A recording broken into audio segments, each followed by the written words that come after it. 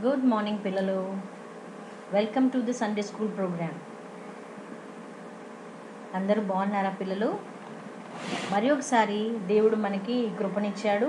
మనం చక్కగా Sunday school జరుపుకోవడానికి, కొత్త కొత్త విషయాలు నేర్చుకోవడానికి, మీరు చెప్పిన కంఠత వాక్యాలు ప్రజెంట్ చేయడానికి, మీరు పాడిన పాటలు ప్రజెంట్ చేయడానికి ఈ సమయాన్ని ఇచ్చిన దేవునికి ముందుగా స్తోత్రాలు చెల్లించుకుందాం. మరి అందరూ తలలో ఉంచినట్లయితే ప్రార్థన చేసుకుందాం. మహాపరిశుద్ధుడైన మా ప్రియ పరలోకపు తండ్రి, కృపగల మా దేవ, కనికరం గల రక్షకుడా, నాయన ఇంతకాలము మీరెక్కడి నీడలో మమ్మల్ని కాచి కాపాడి ఉన్నారు తండ్రి. మీకు స్తోత్రాలు చెల్లించుకుంటున్నాం. మా సండే స్కూల్ని జ్ఞాపకం చేసుకుంటున్న విధానాన్ని బట్టి స్తోత్రాలు ప్రవ్వా. సండే స్కూల్ బిడ్డలందరినీ నాయన మీరు చక్కని ఆరోగ్యంతో, మంచి జ్ఞానంతో దీవిస్తున్నందుకే స్తోత్రాలు చెల్లించుకుంటున్నాను. పార్టిసిపేట్ చేస్తున్న బిడ్డలందరినీ దీవించండి ప్రవ్వా. ఎందరైతే పార్టిసిపేట్ చేయలేకపోతూ ఉన్నారో ప్రవ్వా, వారిని కూడా ప్రేరేపించండి. చక్కగా మీ దీవెనలు పొందులాగున, మీ ఆశీర్వాదాలకి పాత్రులుగా ప్రభా వారు కూడా మీ పని నిమిత్తమై ముందుకు వచ్చి చక్కగా ఈ ప్రోగ్రాంలో పాలిభాగస్తులు అవ్వడానికి, మీ దీవెనలను పొందుకోవడానికి, అర్హత పొందడానికి సహాయాన్ని దయచేయండి యేసయ్య. కార్యక్రమం ఆది నుండి అంతం వరకు మీరే తోడుగా నడిపించమని ఈ చిన్ని ప్రార్థనను యేసు నామమున అడిగి ప్రార్థించి వేడుకొంచున్నాం తండ్రి. ఆమేన్. ఓకే పిల్లలు, ఇవాళ ముందుగా పాటలు వినేద్దాము. ముందు యామీ యారన్ పాడిన పాటలు వినేద్దాం. छोटे छोटे बच्चों को यीशु प्यार करता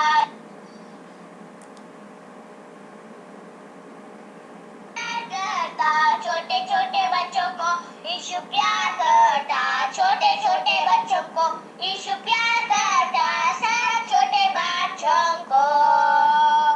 एक और दो और तीन और चार और पाँच और छः और सात और आठ और नौ और 10 और सब छोटे बच्चों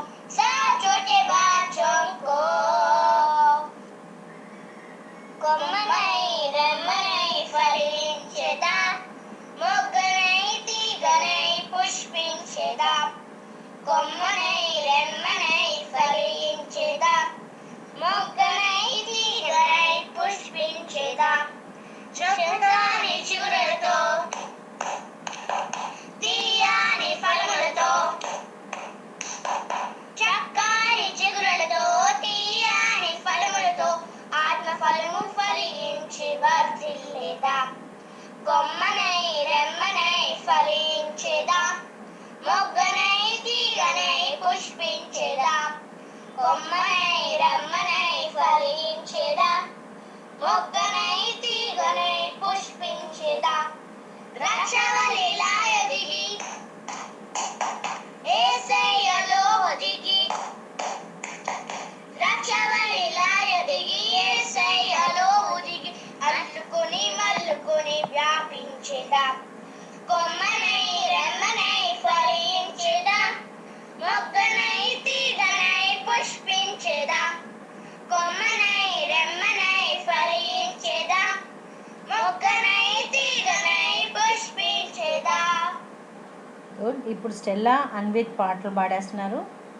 భలే మంచి ఫ్రెండు దొరికాడు, భలే మంచి స్నేహం చేశాడు, భలే ఆటలు ఆడాడు, భలే మంచి మాటలు చెప్పాడు. మోసం చేయని స్నేహితుడు, ద్వేషం చూపని సన్నిహితుడు, నమ్మకమైన నా మిత్రుడు, ప్రేమను పంచే నా యేసుడు. భలే మంచి ఫ్రెండు దొరికాడు, భలే మంచి స్నేహం చేశాడు, భలే మంచి ఆటలు ఆడాడు, భలే మంచి మాటలు చెప్పాడు. లోని ఫీలింగ్ లేనే లేదు, ఎరుపెప్పుడు చరానే రాదు. లోని ఫీలింగ్ లేనే లేదు, ఎడుపెప్పుడు చరానే రాదు. హ్యాపీ హ్యాపీ నేనేడు రేపు, జాలీ జాలీ నేనెంతసేపు. హ్యాపీ హ్యాపీ నేనేడు రేపు, జాలీ జాలీ నేనెంతసేపు. మోసం చేయని స్నేహితుడు, ద్వేషం చూపని సన్నిహితుడు, నమ్మక మిత్రుడు, ప్రేమను పంచేన యేసుడు. భలే మంచి ఫ్రెండు దొరికాడు, భలే మంచి స్నేహం చేశాడు, భలే మంచి ఆటలు ఆడాడు, భలే మంచి మాటలు చెప్పాడు. ఓకే, ఇప్పుడు అనురాగ్ ఒక సాంగ్ అండ్ శరణ్య కూడా ఒక సాంగ్ పాడబోతున్నారు, మరి వినేద్దాం.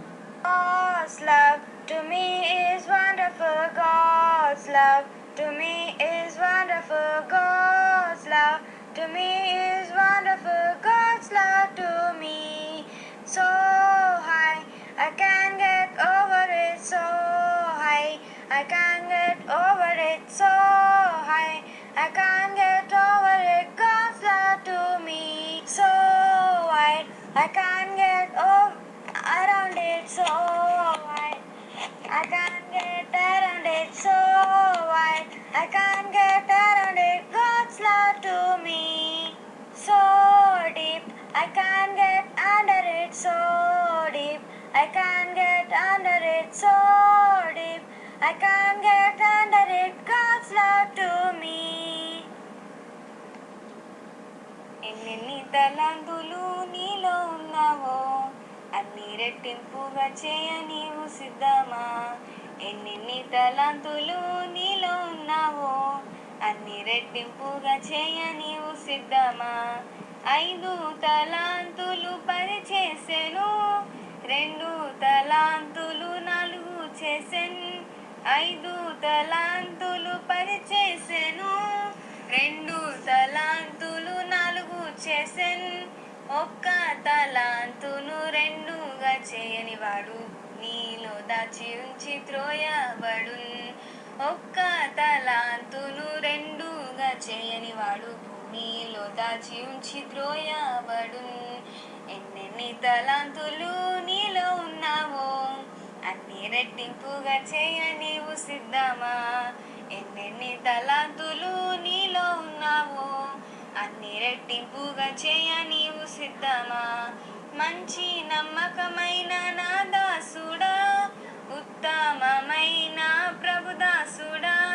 మంచి నమ్మకమైన నా దాసుడా, ఉత్తమమైన ప్రభుదాసుడా. అనేకులపై అధికారి వౌదువు, ఆనందముతో పునుడవౌదువు. అనేకులపై అధికారి వౌదువు, ఆనందముతో పునుడవౌదువు. ఎన్నెన్ని తలాంతులు నీలో ఉన్నావో అన్ని రెట్టింపుగా చేయ నీవు సిద్ధమా. ఎన్నెన్ని తలాంతులు నీలో ఉన్నావో అన్ని రెట్టింపుగా చేయ నీవు సిద్ధమా. వెరీ గుడ్ చిల్డ్రన్, దేవుని నామ మహిమార్థమై చక్కని పాటలు పాడుతూ ఉన్నారు. God bless you. నా మెమరీ వర్సెస్ కూడా చెప్పారు last week, memory versus. So అవి కూడా వెంటనే వినేద్దాం. అతిక్రమములను దాచిపెట్టువాడు వర్ధిల్లడు, వాటిని నొప్పుకొని విడిచిపెట్టువాడు కనికరము పొందును. Proverbs 28:13. అతిక్రమమును వాడు దాచిపెట్టువాడు వర్ధిల్లడు, వాటిని ఒప్పుకొని విడిచిపెట్టువాడు కనికరము పొందును. సామెతలు 28:13. అతిక్రమములను దాచిపెట్టువాడు వర్ధిల్లడు, వాటిని ఒప్పుకొని విడిచిపెట్టువాడు కనికరము పొందును. Proverbs 28:13. అతిక్రమములను దాచిపెట్టువాడు వర్ధిల్లడు, వాటిని ఒప్పుకొని విడిచిపెట్టువాడు కనికరము పొందును. సామెతలు 28:13. అతిక్రమములను దాచిపెట్టువాడు వర్ధిల్లడు, వాటిని ఒప్పుకొని విడిచిపెట్టువాడు కనికరం పొందును. సామెతలు 28:13. He who covers his sins will not prosper, but whoever confesses and forsakes them will have mercy. Psalms 28:13. అతిక్రమములను దాచిపెట్టువాడు వర్ధిల్లడు, వాటిని ఒప్పుకొని విడిచిపెట్టువాడు కనికరం పొందును. సామెతలు 28:13. Very good children. చిన్ని పిల్లలు కూడా కష్టమైన వాక్యమైనా సరే చక్కగా చెప్పారు. దేవుని దీవెనలు మీకు నిండుగా కలగాలని ఇలాగే చక్కగా వాక్యాలు నేర్చుకొని పిల్లలు నేర్చుకున్న వాక్యాలను మర్చిపోవద్దు. కంట చెప్పేశాము, ఆంటీకి పంపించేశాము, చక్కగా వీడియోలో కూడా వచ్చేసిందని ఆపేయకండి. నేర్చుకున్న వాక్యాలు ఇప్పటిదాకా ఎన్ని ఉన్నాయో అన్నీ కూడా చక్కగా మళ్ళీ రిపీట్ చేసుకుంటా ఎప్పటికప్పుడు జ్ఞాపకం తెచ్చుకుంటా ఉండండి. సరే, మరి ఈరోజు మనం కథకి వెళ్ళిపోతున్నాము. ఇవాళ ఏం కథ నేర్చుకుందామంటే 12 spies 40 days. స్పైస్ అంటే తెలుసా పిల్లలు? వీళ్ళని తెలుగులో వేగులవారు అంటారు. ఈ 12 spies ఎవరు, ఎక్కడికి వెళ్ళారు? స్పైయింగ్ అంటే తెలుసు కదా మీకు, డిటెక్టివ్స్ చేసే పని అన్నమాట. వాళ్ళు ఇంకో ప్లేస్కి వెళ్ళి ఇన్వెస్టిగేషన్ లాగా చేస్తూ ఉంటారు. 40 daysలో ఈ 12 spies ఏం చేశారు, ఎలా చేశారు, అదంతా ఏంటో మనం చూసేద్దాం. ఓకే. యెహోవా దేవుడు ఇశ్రాయేలీలందరినీ ఐగుప్తు దేశం నుండి ప్రామిస్డ్ ల్యాండ్కి తీసుకొని రావటానికి అక్కడ ఐగుప్తులో అనేక రకాల అద్భుత కార్యాలు చేసి ఇశ్రాయేలీలందరినీ ఈజిప్ట్ నుంచి బయటకు తీసుకొని వస్తాడు. ప్రామిస్డ్ ల్యాండ్ అంటే ఏ ల్యాండ్? కనాను దేశం. కనాను దేశానికి తీసుకురావటానికి మోషేని అహరోన్ను ఏర్పాటు చేసుకొని, మోషే లీడర్గా ఉన్నప్పుడు మోసెస్ని తీసుకొని ఈజిప్ట్లో నుంచి ఇశ్రాయేలీలందరినీ, వాళ్ళ సంతానాన్ని, వాళ్ళ పశువుల్ని, వాళ్ళ ఆస్తిని, వాళ్ళకున్న సమస్తాన్ని తీసుకొని బయలుదేరి వస్తూ ఉన్నారు. ఎక్కడి నుంచి బయలుదేరారు వీళ్ళందరూ? ఐగుప్తు నుంచి బయలుదేరారు, ఈజిప్ట్ నుంచి బయలుదేరారు. ఎక్కడికి వెళ్ళాలి? కనాను వెళ్ళాలి. కనాను చాలా మంచి ప్లేస్ అని దేవుడు వాళ్ళకి ఏర్పాటు చేసి మిమ్మల్ని అందరినీ కనాను అనే బెస్ట్ ప్లేస్కి పంపిస్తాను అని చెప్పి ప్రామిస్ చేసి అక్కడికి తీసుకొని బయలుదేరాడు. అయితే యెహోవా దేవుడు మోషేని పిలిచి చెప్పాడు కదా, మోషే, నేను మీకు వాగ్దానం చేసిన దేశమైన కనానుకి కొంతమందిని పంపించు. ఎవరిని పంపించాలి? ఒక 12 మందిని సెలెక్ట్ చేయాలి. ఎవరా 12 మంది అంటే ఇశ్రాయేలీల వాళ్ళు 12 గోత్రాల వారు ఉన్నారు. గోత్రం అంటే ఏమి లేదు, ఇశ్రాయేల్ అంటే యాకోబు కదా, యాకోబుకి 12 మంది కొడుకులు ఉన్నారు. పిల్లలు మనం నేర్చుకున్నాం కదా, ఈ 12 మంది కుమారుల పేర్లు కూడా నేర్చుకున్నాం, గుర్తుందా?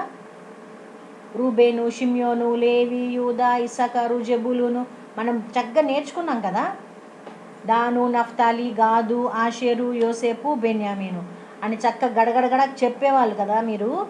ఈ 12 మంది 12 గోత్రాలు అయ్యారనమాట, అంటే ట్రైబ్స్ అయ్యారు. ఈ 12 మంది కుమారులవి 12 గోత్రాలుగా మారారు. ఈ ప్రతి గోత్రం నుంచి ఒక్కొక్క లీడర్ని సెలెక్ట్ చేయమన్నాడు. దేవుడు మోషేకి చెప్పాడు, 12 గోత్రాల్లో నుంచి ఒక్కొక్క గోత్రంలో నుంచి ఒక్కొక్క లీడర్ని సెలెక్ట్ చేసి వీళ్ళని కనాను దేశం పంపించు.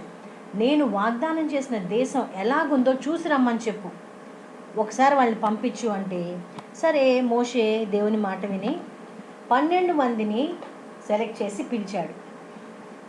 వాళ్ళ నేమ్స్ అన్నీ కూడా ఉన్నాయి బైబిల్లో, నేను ఇప్పుడు వాళ్ళ నేమ్స్ అన్నీ చెప్పట్లేదు. కానీ ఈ 12 గోత్రాల్లో నుంచి 12 మంది ప్రముఖులను మోషే పిలిచి వాళ్ళందరికీ దేవుడు చెప్పిన మాటను చెప్పాడు. చూడండి, మీరందరూ దేవుడు మనకు వాగ్దానం చేసిన కనాను ప్రాంతానికి వెళ్ళండి, వెళ్ళి అక్కడ వేగు చూసి రండి. వేగు చూసి రావడం అంటే అక్కడ మనుషులు ఎలాగున్నారు, ఆ ప్రాంతం ఎలాగుంది, భూమి ఎలాగుంది, సాయిల్ ఫర్టైల్ సాయిల్గా ఉందా లేకపోతే డ్రై ల్యాండ్ ఏరియా లాగా ఉందా, అక్కడ మనుషులు ఎలాగున్నారు, అక్కడ ఆహారం ఎలాగుంది, అక్కడ ఇల్లు ఎలాగున్నాయి, అంటే గుడారాల్లో ఉంటున్నారా, గుడిసెల్లో ఉంటున్నారా, లేకపోతే ప్యాలెసెస్లో ఉంటున్నారా, సిటీస్ ఎట్లాగున్నాయి, వెల్ కన్స్ట్రక్టెడ్ సిటీసా లేకపోతే షాబీగా ఉన్నాయా, ఆ పట్టణాలకి వాల్స్ ఏమన్నా ఉన్నాయా చుట్టూతా, ఇట్లాంటి సమాచారం తీసుకురమ్మని చెప్పి ఈ 12 మందిని మోషే వాళ్ళకి చెప్పి అక్కడ పరిస్థితులన్నీ చక్కగా స్పై చేసి వేగు చూసి రమ్మని చెప్పి ఈ 12 మందిని పంపిస్తాడు మోషే. చూడండి పిల్లలు, 12 మంది ఉన్నారు కదా వీళ్ళు. వాళ్ళందరికీ ఇవ్వాల్సిన ఇన్స్ట్రక్షన్స్ అన్నీ ఇచ్చి మీరు చక్కగా వెళ్ళి దేవుడు మనకు వాగ్దానం ఇస్తానన్న భూమిని ఒకసారి వేగు చూసిరమ్మని పంపిస్తాడు. అక్కడ ప్రజలు ఎలా ఉన్నారో, భూమి ఎలాగుందో, నివసించే పట్టణాలు ఎట్లా ఉన్నాయో, గుడారాల్లో ఉంటున్నారో, కోటల్లో ఉంటున్నారో, భూమి సారమైందో నిస్సారమైందో, చెట్లు ఎట్లా ఉన్నాయో, ఇట్లాంటివన్నీ చూసిరమ్మని పంపించాడు. సరే వీళ్ళందరూ వెళ్ళారు. ఈ 12 మంది కూడా కనాను ప్రాంతానికి వెళ్ళారు. అక్కడ చూడటానికి వెళ్ళి చూస్తే అక్కడంట మనుషులు జెయింట్స్ లాగా ఉన్నారంట. జెయింట్ అంటే ఏదో మనందరం 5 feet ఉంటాం, 6 feet ఉంటాం, జెయింట్స్ అంటే 7 feet అనుకుంటున్నారేమో. అక్కడ ఉండే ప్రజలనంట అనాకీయులు అంటారంట. ఏమంటారు? అనాకీయులు అంటారంట. ఈ అనాకీయులు అనే వాళ్ళు భూమి మీద ఉన్న మహా ఎత్తైన వారు, జెయింట్స్. కొంతమంది జెయింట్స్ ఉండేవాళ్ళు. ఇప్పుడు మనం దావీదు గొలియాతు స్టోరీలో గొలియాతును చూస్తామే, జెయింట్, ఎంత ఆజానుబాహుడు. అలాగా ఒక్కొక్కళ్ళు జెయింట్స్ లాగా ఉన్నారంట. నేను ఈ జెయింట్స్ అంటే అసలు ఎంత హైట్ ఉంటారు ఏంటి అని ఒకసారి చూస్తే ఇంటర్నెట్లో, చూడండి బాబోయ్ ఎంతెంత ఉన్నారో. కొండల మీద చూస్తే వీళ్ళే కొండలలాగా ఉన్నారు. వీళ్ళు అనాకీయులంట. ఒక ఇల్లస్ట్రేషన్ చెప్తా ఉంది మీకు. ఈ బొమ్మలో ఒక ఫిగర్ కనిపిస్తుందా? వైట్ కలర్ ఫిగరు, అదొక మనిషి అనాకీయుడైతే, ఈ పక్కన ఒక చిన్నగా ఉంది చూసారా, స్క్రీన్లో కింద కనిపిస్తుందా చిన్నగా? మనం ఆ సైజు ఉంటామంట. అనాకీయులేం ఆ సైజు ఉంటారండి. ఈ వైట్ కలర్ ఫిగర్ ఉన్నాడే ఈ మనిషి, ఇంత హైటు అనాకీయులు ఉంటే పక్కన మనం అంత ఉంటామంట. అసలు మనము నిలవగలవా వాళ్ళ దగ్గర? ఈ కనాను ప్రాంతంలో ఈ అనాకీయులు ఉన్నారంట. అనాకీయులతో పాటు ఇంకా ఎవరున్నారంట? అమాలేకీయులు ఉన్నారంట, హిత్తీయులు, ఎబూసీయులు, అమోరీయులు, ఇలాంటి వాళ్ళు అందరూ ఉన్నారంట. ఈ జెయింట్స్ ఎలాగ పుట్టారంటే, ఎప్పుడో పురాతన కాలంలో దేవుని చేత వెలివేయబడిన ఈ ఏంజల్స్ ఉన్నాయి కదా, ఆ ఏంజల్స్కి మనుషులకి పుట్టిన వాళ్ళు అంట వీరు. అందుకనే వీళ్ళకి రూపం మనిషి రూపమే కానీ సైజు మాత్రం జైగాంటిక్ సైజ్. అమ్మ బాబోయ్ ఎంత ఉన్నాడో కదా మనిషి, అంతంత మనుషులు ఉన్నారంట వాళ్ళు. సరే మనుషులు అంతంత ఉన్నారు. పట్టణాలు చూశారంట. పట్టణాలను చూస్తే very well constructed houses, well constructed cities చక్కగా నిర్మించుకున్నారంట. చుట్టూత కోట ఉందంట. అంటే ఆ సిటీని లోపలికి వెళ్ళాలంటే చుట్టూత వాళ్ళకి ప్రహరీ గోడ ఉందంట, కోట గోడ ఉందంట. ఇల్లన్నీ పక్కా houses, very well built houses ఉన్నాయంట. తర్వాత ఫ్రూట్స్ చూస్తే అబ్బా ఎంతెంత పెద్ద ఫ్రూట్సో. వాళ్ళంట ఒక ద్రాక్ష తోట దగ్గరికి వెళ్ళారంట. ఆ ద్రాక్ష తోట గెల ఎంత ఉందో తెలుసా? ఒక్క గెల మొయ్యాలంటే 2 మనుషులు మోసారంట. ఒక గెల, మనం ద్రాక్ష గెల తింటాం కదా, గ్రేప్స్ తింటాం కదా, గ్రేప్స్ ఎంత ఉంటాయి? మహా పొడుగుగా ఉంటే ఇదిగో మన చెయ్యి పొడుగు అంత హైట్ ఉంటాయి, అంత కూడా ఉండవు కదా. మన ఎల్బో నుంచి మన ఫింగర్స్ దాకా ఇంత హైట్ ఉంటే అబ్బా మంచి పెద్ద గెల అనుకుంటాం. వాళ్ళ దగ్గర అంట ఆ ఫ్రూట్స్ ఎంతెంత ఉన్నాయంట, 2 మనుషులు ఆ గెలను మోస్తే తప్ప మొయ్యలేనంత పెద్ద గెలలుగా ఉన్నాయంట. వీళ్ళు మరి మోషే గారికి చూపించాలి కదా, అందుకని ఆ గెలలు అక్కడ నుంచి ఇంకొన్ని దానిమ్మ పండ్లు, ఇంకొన్ని ఫ్రూట్స్ అవన్నీ తీసుకొని వచ్చారంట. అక్కడున్న గ్రేప్స్ని బట్టి ఆ ప్లేస్కి వాడు ఒక పేరు కూడా పెట్టారంట, ఎష్కోలు లోయ అని పెట్టారు. ఎష్కోలు అంటే ద్రాక్ష గెల. పెద్ద పెద్ద గెలలండి. అమ్మో చూడండి 2 మనుషులు కలిసి మోసుకెళ్తుంటే ఎంత పెద్దగా ఉందో ఆ ద్రాక్ష గెల. వెనక వాళ్ళు దానిమ్మ పండ్లు తీసుకొస్తున్నారు. పెద్ద పెద్దగా ఉన్నాయి ఫ్రూట్స్ అన్నీ. మనుషులు చూస్తేనేమో అంత ఉన్నారు, పండ్లు చూస్తే ఇలాగున్నాయి. Cities are very well constructed, houses very well built, పక్కాగా ఉన్నాయి మొత్తం. సరే వీళ్ళు ఈ సమాచారం అంతా చూసి, అంత వేగు చూసి ఎన్ని డేస్ చూశారు? 40 days చూశారు. 40 days వేగు చూశాక వీళ్ళందరూ తిరిగి మళ్ళీ మోషే గారి దగ్గరికి వచ్చారు. వచ్చి మోషేకి రిపోర్ట్ ఇస్తున్నారు.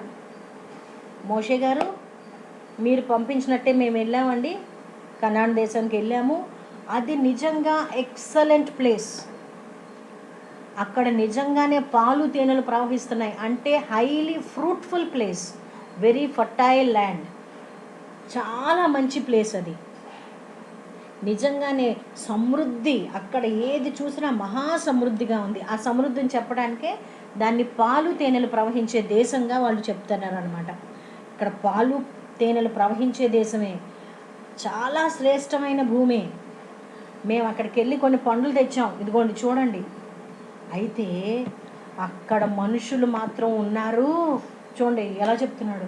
అమ్మో ఆజానుబాహులు, వాళ్ళు మహా పెద్ద సైజులో ఉన్నారు. మేమందరం వాళ్ళ పక్కన మిడతల్లాగా ఉన్నాం. ఎట్లున్నారంట? మిడతల్లాగా ఉన్నారంట. మిడత తెలుసు కదా, గ్రాస్ హోపర్, అంత చిన్నగా ఉన్నాం వాళ్ళ పక్కన మేము. వాళ్ళకున్న సిటీస్, వాళ్ళకున్న హౌసెస్ మొత్తం చక్కగా ఫెన్సింగ్ వేసుకొని, ప్రాకారాలు కట్టేసుకొని, కోట కట్టేసుకొని ఉన్నారు. అసలు మనం వాళ్ళ దగ్గరికి వెళ్ళి జయించలేము. మన వల్ల కానే కాదు. మంచి ప్లేసే కానీ మనం అక్కడికి వెళ్ళలేము. ఎందుకంటే అక్కడ పీపుల్ అట్లా ఉన్నారు, వెరీ స్ట్రాంగ్, మహాబలవంతులు వాళ్ళు, మహా హైట్ ఉన్నారు, చాలా స్ట్రాంగ్గా ఉన్నారు. అసలు మనం ఎందుకు నిలవలేము వాళ్ళ దగ్గర. వాళ్ళ ఫ్రూట్స్ చాలా పెద్దవి, చాలా సమృద్ధి కలిగిన ప్లేసే కానీ మనం మాత్రం వాళ్ళని జయించే పరిస్థితి లేనే లేదు అని చెప్తా ఉన్నారంట. మోషే వింటా ఉన్నాడు. మోషే పక్కనే ఎవరున్నారు?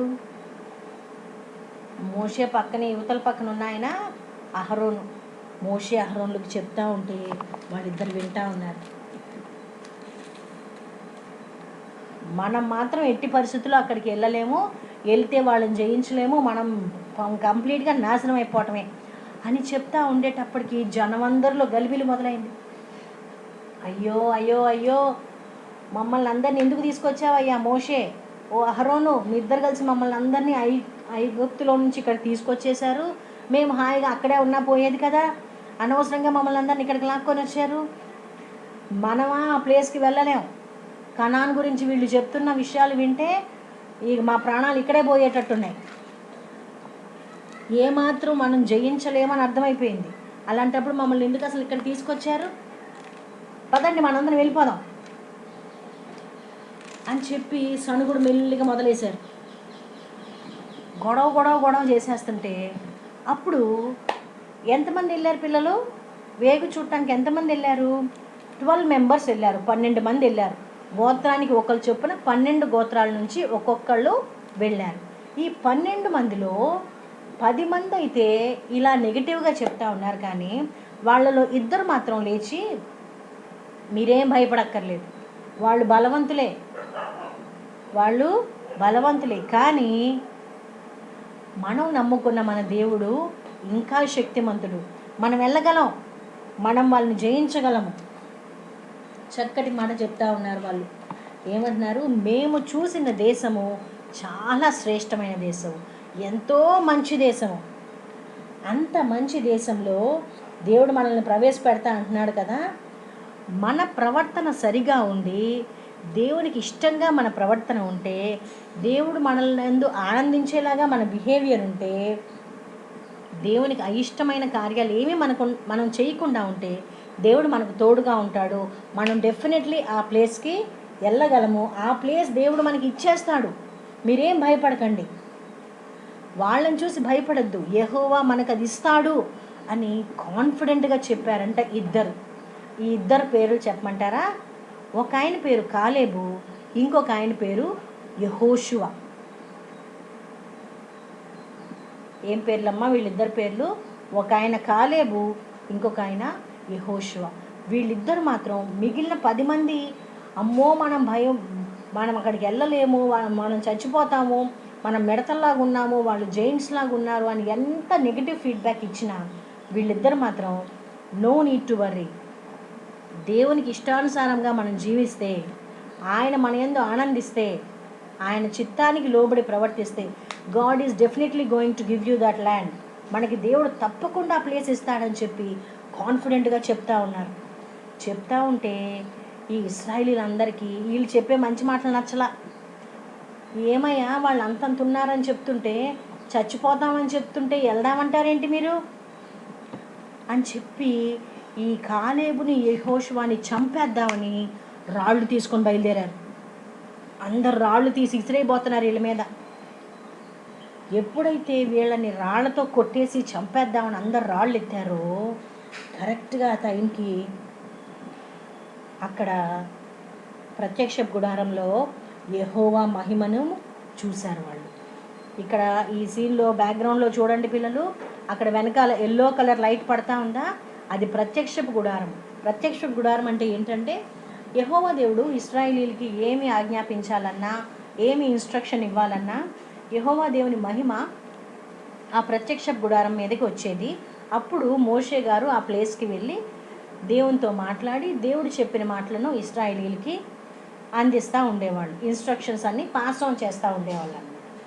ఎప్పుడైతే ప్రజలందరూ కాలేబుని యెహోషువని చంపేద్దాం అనుకుంటుని రాళ్ళు ఎత్తారో కరెక్ట్గా టైంకి యెహోవా దేవుని ప్రత్యక్షత అక్కడ గుడారం మీదకి వచ్చింది.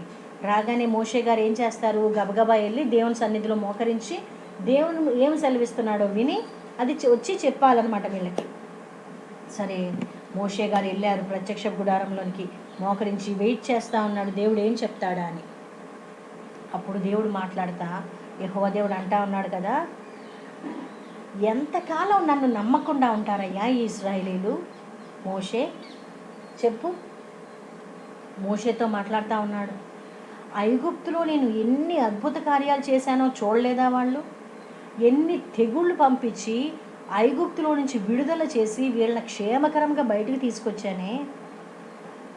పగలంతా మేఘస్తంభంలో, రాత్రంతా అగ్నిస్తంభంలో ఉండి వాళ్ళకి ఎండవేడి తగలకుండా, రాత్రైతే మంచుతో చలివేసేయకుండా ఉండటానికి ఎంత జాగ్రత్తగా కాపాడుతూ వస్తున్నాను. ఆహారం కావాలంటే దేవదూతల ఆహారమైన మన్నాని ఇచ్చానే, మాకు మాంసం కావాలంటే పూరిడి పక్షులను ఇచ్చానే, నీళ్లు కావాలంటే బండలో నుంచి నీళ్ళు తెప్పించానే, ఇంకా ఇంకా ఎన్ని అద్భుతాలు చేశాను వీళ్ళకి. ఎర్ర సముద్రాన్ని చీల్చేశానే, ఫరో సైన్యాన్ని అంతా నాశనం చేసేసానే. ఇన్ని అద్భుతాలు చేసినా వాళ్ళకి బుద్ధి రాదా? ఇశ్రాయేలీలకి నా మీద నమ్మకం లేదా? ప్రాబ్లంని చూస్తున్నారు ఎందుకు? కనాన్లో ఉన్న అనాకీయులను చూస్తున్నారు ఎందుకు? హిత్తీల గురించి, ఎబూసీల గురించి, అమాలేకీల గురించి ఆలోచిస్తున్నారు ఎందుకు? వాళ్ళకంటే నేను గొప్పవాడినని వాళ్ళు గ్రహించలేదా? ఎంతకాలం ఇలాగ నేను ఓపిక పట్టమంటావు? వాళ్ళందరినీ నాశనం చేసి పడేస్తాను నేను.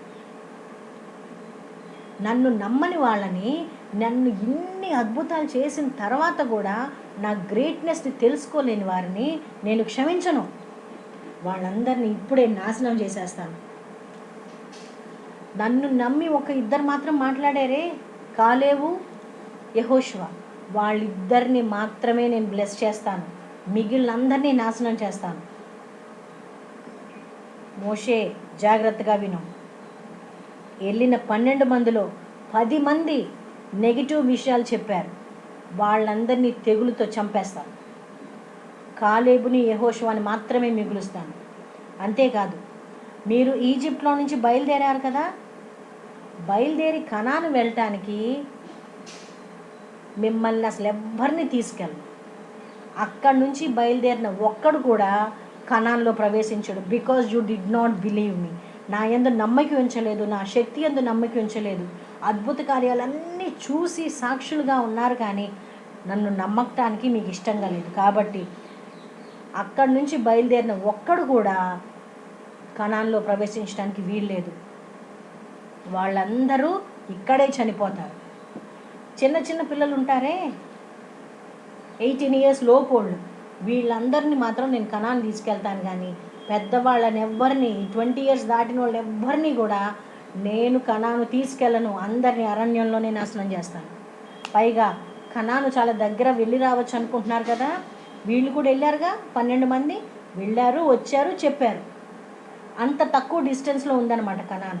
మిమ్మల్ని కనాన్ తీసుకెళ్లకుండా అరణ్యంలోనే తిప్పుతాను. ఎంతకాలమో తెలుసా? వీళ్ళు ఎన్ని రోజులు వేగు చూడటానికి వెళ్ళారు? ఎన్ని డేస్ వేగు చూసి వచ్చారు వీళ్ళు? 40 days. ఒక్కొక్క రోజుకి ఒక్కొక్క సంవత్సరం చొప్పున ఒక్కొక్క రోజుకి ఒక్కొక్క సంవత్సరం చొప్పున 40 ఇయర్స్. ఎన్ని ఇయర్స్ అంట? 40 ఇయర్స్ ఇదే అరణ్యంలో తిరిగి తిరిగి తిరిగి ఇక్కడే నశించిపోవాలి. మిగిలిన వాళ్ళు మాత్రమే అక్కడికి వెళ్తారు. వెళ్ళిన వాళ్ళలో కాలేబు, యెహోషువ కూడా ఉంటారు. మిగిలిన వాళ్ళు ఎవ్వరికీ మాత్రం ప్రామిస్డ్ ల్యాండ్లోకి ఎంట్రీ లేదు. Because they did not believe మీ అని చాలా కోపంగా చెప్పాడంట దేవుడు మోషేకి. సరే, మోషే గారు వచ్చారు. వచ్చి ఈ విషయం వాళ్ళందరికీ చెప్తా ఉంటే ఏం కనిపిస్తున్నాయి పిల్లలు మీకు? Dead bodies. ఎవరు అవన్నీ? ఆ 10 మంది చూసి వచ్చి చెప్పారే, అమ్మో వాళ్ళు చాలా బలవంతులు, మేము మిడతల్లాగా ఉన్నాం, మేము చచ్చిపోతాం, మనం వాళ్ళని ఎదిరించలేమని ప్రజలందరినీ రెచ్చగొట్టారే వీళ్ళు. వీళ్ళు చెప్పిన మాటలు వినేగా ప్రజలందరూ మేము వెళ్ళిపోతాం, వెనక్కి వెళ్ళిపోతాం, తిరిగి ఐగుప్తు వెళ్ళిపోతాం, మాకు ఒక లీడర్ని చూసుకొని మేము తిరిగి వెళ్ళిపోతాం, మేము మాత్రం రాము ముందుకి, ఈజిప్ట్లో చచ్చిపోవడానికన్నా సమాధులు దొరుకుతాయి, ఈ అరణ్యంలో ఏముందని అందరినీ రెచ్చగొట్టేటట్టు చేశారే. ఆ 10 మంది వెంటనే తెగులు వచ్చి చనిపోయారంట. వాళ్ళందరినీ అక్కడే పాతిపెట్టేశారు. ఎప్పుడైతే ఇది జరిగిందో మిగిలిన ప్రజలందరికీ భయం వేసింది. భయం వేసి అమ్మో అమ్మో అయితే దేవుడు మాకు ఇచ్చే ప్లేస్కి మేము వెళ్తామన్నారు. ఇంకెళ్తారా? వెళ్ళగలరా? దేవుడు ఏం చెప్పాడు? మీలో ఒక్కరిని కూడా తీసుకెళ్ళను అక్కడికి, మీరెంత ఆరాటపడినా మిమ్మల్ని అక్కడికి తీసుకెళ్ళను అని చెప్పాడు కదా. 40 ఇయర్స్ ఇక్కడే తిరిగి చచ్చిపోవాల్సిందే కానీ you will never enter in to the promised land అని చెప్పాడు కదా. అయితే ఇలా వీళ్ళు చనిపోయేటప్పటికి మిగిలిన ప్రజలందరికీ భయం వేసి అమ్మో మేము వెళ్ళిపోతాం ప్రామిస్డ్ ల్యాండ్లోకి వెళ్ళిపోతాం అని గబగబా బయలుదేరారంట. మోషే అన్నాడంట, మీరు వెళ్ళినా అక్కడ మీకు ఎంట్రీ లేదు, ఎందుకంటే దేవుడు అక్కడ మీకు ఎంట్రీ స్టాప్ చేసేసాడు. అక్కడున్న కనానీయులు, అమాలేకీయులు వాళ్ళందరూ ఉన్నారు, వాళ్ళు మిమ్మల్ని చంపేస్తారు, మీరు వెళ్ళకండి, ఎందుకంటే మీతో పాటు ఇప్పుడు దేవుడు రాడు. మీరు ఆయన యందు విశ్వాసం ఉంచి కదిలుంటే తప్పకుండా వచ్చేవాడు, మీకు విక్టరీ వచ్చేది. ఇప్పుడు దేవుడు మీతో రాడు, మీరు విశ్వాసం ఉంచలేదు కాబట్టి he is not going to come with you to fight అని చెప్పాడంట మోసెస్. అయినా వాళ్ళు వినలా. మేము వెళ్తాం అనుకుని బయలుదేరి వెళ్ళారు. వెళ్తే అక్కడ కొండల మీద ఉన్న అమాలేకీయులు, కనానీయులు అందరూ వీళ్ళని దొరికిన వాళ్ళు దొరికినట్టు చంపేశారంట. తరిమి చంపేశారంట. అల్టిమేట్లీ ఆ 40 ఇయర్స్ వాళ్ళందరూ అరణ్యంలో నశించిపోయిన తర్వాత ఆ నెక్స్ట్ జనరేషన్ మాత్రమే అలాంగ్ విత్ కాలేబు, యెహోషువ వాళ్ళు మాత్రమే దేవుని వాగ్దానం చేసిన భూమిలోకి, ఆ కనాన్ దేశంలోనికి ప్రవేశించారంట. చూసారా పిల్లలు? 12 మంది వెళ్ళారు, అక్కడ విషయాలన్నీ చూశారు, 40 డేస్ తిరిగారు. దేవుడు కనాను దేశాన్ని వాగ్దానం చేసి మీకు ఒక బెస్ట్ ప్లేస్ ఆన్ ఎర్త్ ఇస్తాను, అక్కడికి వెళ్ళండి, మిమ్మల్ని అక్కడికి నడిపిస్తాను, వెళ్ళబోయే ముందు ఒకసారి చూసి రండి అని చెప్పాడు. చెప్తే వీళ్ళు ఈ లోకంలో ఉన్న వాటిని చూసి, ఇక్కడున్న జైంట్స్ని చూసి, ఇక్కడున్న ఆ సిటీస్ని చూసి ఈ లోక మర్యాద చొప్పున భయపడిపోయారు. మేము వెళ్ళలేములే, వెళ్ళటం మా వల్ల కాదని తమ సొంత శక్తి మీద ఆధారపడ్డారు. కానీ సర్వోన్నతుడైన దేవుడు, శక్తిమంతుడు, మమ్మల్ని ఈజిప్ట్లో నుంచి బయటికి తీసుకొచ్చిన దేవుడు, సముద్రాన్ని చీల్చగలిగిన దేవుడు, మన్నాను కురిపించగలిగిన దేవుడు మాకు విజయాన్ని ఇస్తాడు అని నమ్మలేకపోయారు. నమ్మిన వాళ్ళిద్దరూ కాలేబు, యెహోషువ మాత్రం ప్రామిస్డ్ ల్యాండ్లోకి వెళ్ళగలిగారు. కానీ మిగిలిన వారందరూ అక్కడే నశించిపోయారు. పిల్లలు, మనకు కూడా దేవుడు ఒక ప్రామిస్ చేస్తున్నాడు. ఏమని? మీకు హెవెన్లో, పరలోకంలో మీకు గృహాలు నిర్మిస్తున్నాను, మీ అందరికి అక్కడ బిల్డింగ్స్ కడుతున్నాను. అయితే మీరు చేయాల్సింది ఏంటి? ఈ లోకంలో దేవుని చిత్తానుసారంగా నడవండి, ఆయనకి ఇష్టమైన పనులే చేయండి, ఆయనకు ఒబీడియంట్గా ఉండండి, ఆయనకి ఇష్టం లేని పనులేమి చేయొద్దు. ఎప్పుడైతే మీరు దేవుని ఇష్టానుసారముగా చేస్తారో, జీవిస్తారో, ఆయనకి లోబడి ఉంటారో, ఆయన యందు భయభక్తులు కలిగి ఉంటారో, మీ కొరకు కూడా దేవుడు అక్కడ he has a promised land for you and me, మనందరి కోసం ఒక ల్యాండ్ని అక్కడ ప్రామిస్ చేసి రెడీగా ఉంచాడు పరలోకంలో. సైతాన్ ఏం చెప్తా ఉంటుందో తెలుసా? మీరెక్కడ వెళ్తారు అక్కడికి, మీరు ఇంత పాపులైతే, అబ్బో అక్కడికి వెళ్ళాలంటే చాలా పుణ్యాత్ములు అయి ఉండాలి, చాలా పవిత్రులై ఉండాలి, మీ వల్ల కాదు, మీరు అది చెయ్యలేరు అని మనల్ని నిరుత్సాహపరుస్తూ ఉంటుంది. అయితే మనం దేవుణ్ణి మాత్రమే చూడాలి. ఈ సైతాను మాటలు వినకూడదు. మనం ఇంత పాపులం కదా, మనం ఎక్కడ వెళ్తాంలే అక్కడికి అనుకోకూడదు.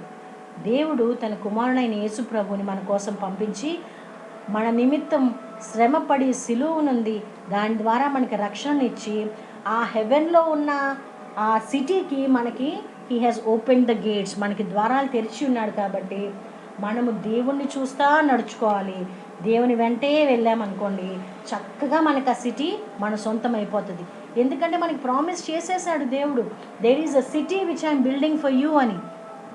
అయితే మనం ఈ సైతాన్ చెప్పే మాటలు విని మనకెక్కడొచ్చుద్ది, మనం చేయలేము, మనం వెళ్ళలేము, మనం ఉండలేము, మనకి ఇదే ప్లేసు, ఇదే పర్మనెంట్ ప్లేస్ అనుకుంటా ఉంటాం. అయితే దేవుని యందు భయభక్తులు కలిగి దేవుణ్ణి చూస్తూ నడుచుకుంటా వెళ్తే తప్పకుండా దేవుడు మనకి చెప్పిన ఆ ప్రామిస్డ్ ల్యాండ్లోకి, ఆ పరలోకానికి మనం చక్కగా వెళ్ళిపోగలం. ఓకేనా పిల్లలు? సరే, ఇవాల్టి కథకి సంబంధించి ఒక చిన్న సాంగ్ ఉంది, ఆ సాంగ్ నేర్చేసుకోండి చక్కగా. ఈ సాంగ్ తెలుగులో ఉంది కాబట్టి ఒక్క స్పెల్లింగ్ మిస్టేక్ ఉందమ్మా. నేను ఎన్నిసార్లు ట్రై చేసినా నాకు అది ట్రాన్స్లేషన్లో కరెక్ట్ స్పెల్లింగ్ రాలేదు, మీరు కరెక్ట్గా నోట్ చేసుకోండి. థర్డ్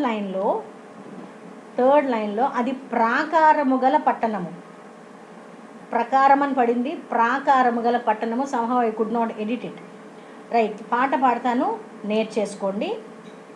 అదొక్కటి స్పెల్లింగ్ కరెక్షన్. ఈ పాట కాలేబు యెహోషువ పాడిన పాట అన్నమాట. మేము సంచరించి చూచిన దేశము మిక్కిలి మంచి దేశము, ప్రాకారము గల పట్టణములుండెను, పాలు తేనెలు ప్రవహించును.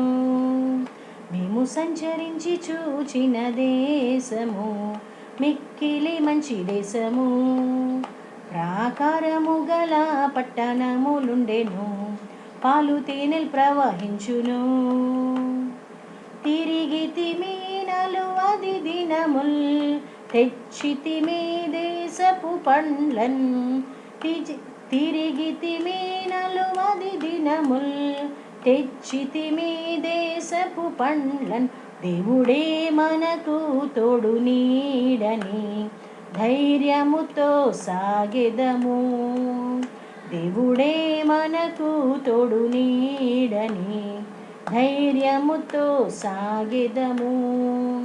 మేము సంచరించి చూచిన దేశము మిక్కిలి మంచి దేశము, ప్రాకారము గల పట్టణములుండెను, పాలు తేనెలు ప్రవహించును. తిరిగితిమి 40 దినముల్, తెచ్చితిమి దేశపు పండ్లన్.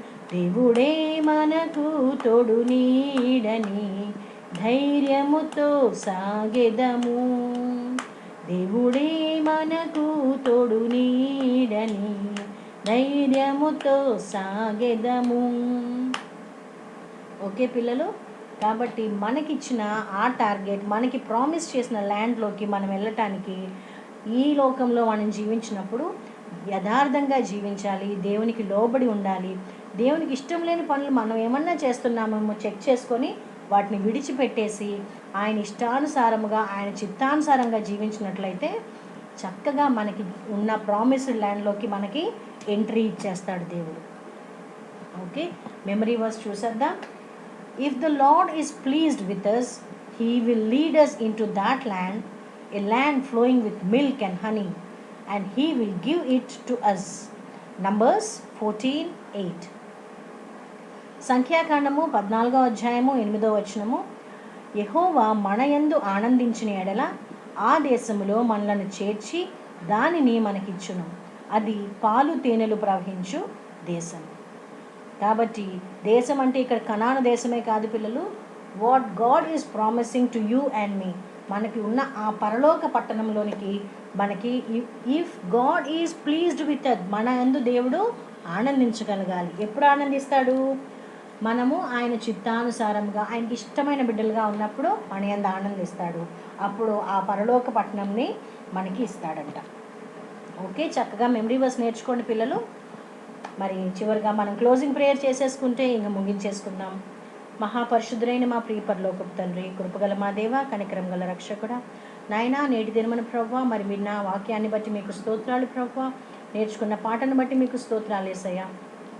ప్రభువా నిజముగా తండ్రి, మరి మేము ఎల్లప్పుడూ తండ్రి మిమ్మల్ని సంతోషపరిచే వారిముగా మాలో ఉన్న లోటుపాట్లను తొలగించి వేసి ప్రభువా, మీకు ఒబీడియంట్ చిల్డ్రన్గా ఉండడానికి సహాయాన్ని దయచేయండి. మా సండే స్కూల్ బిడ్డలందరినీ దీవించి ఆశీర్వదించండి ప్రభువా. నేర్చుకుంటున్న వాక్యాలని ప్రభువా, కథలను ప్రభువా, వారు మర్చిపోకుండా ఉండడానికి మంచి జ్ఞాపక శక్తిని వారికి అనుగ్రహించండి. నేర్చుకుంటున్న విషయాల్ని తండ్రి తమ హృదయాల్లో పదిలపరుచుకొని ఎల్లప్పుడూ జ్ఞాపకం ఉంచుకుంటూ దాని ద్వారా తమ లైఫ్ని సెట్ చేసుకోవడానికి, మీ మార్గంలో నడవడానికి కృపణ దయచేయమని ప్రభువా, మీ చిత్తమైతే మరి ఒకసారి మీ సన్నిధిలో కనపడటానికి కృపణ దయచేయమని యేసు నామమున అడిగి ప్రార్థించి వేడుకొంచున్నాం పరమ తండ్రి, ఆమేన్. ఓకే పిల్లలు, మరి దేవుని చిత్తమైతే నెక్స్ట్ టైం మళ్ళీ కలుసుకుందాం. అప్పటి వరకు టేక్ కేర్, బాయ్ బాయ్. నేర్చుకుంటున్న విషయాలన్నీ చక్కగా జ్ఞాపకం పెట్టుకోండి, మెమరీ వర్స్ నేర్చుకోండి, సాంగ్ నేర్చుకోండి.